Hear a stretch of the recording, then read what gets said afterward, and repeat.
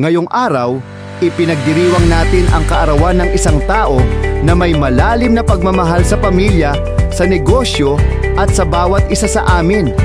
Si Sir Romel T. Juan. Ipinanganak noong 1972,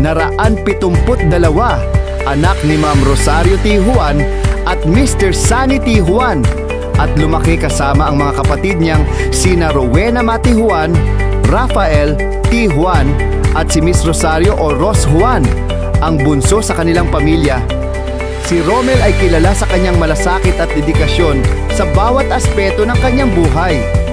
Sa MD Juan, siya ang naging gabay na nagbigay direksyon, hindi lamang sa kumpanya, kundi sa lahat ng kasama niyang nagtutulungan upang matamo ang tagumpay.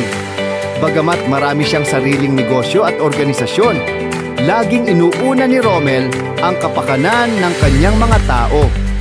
Sa kabila ng lahat ng hamon, patuloy niyang pinapakita ang dedikasyon, integridad at malasakit.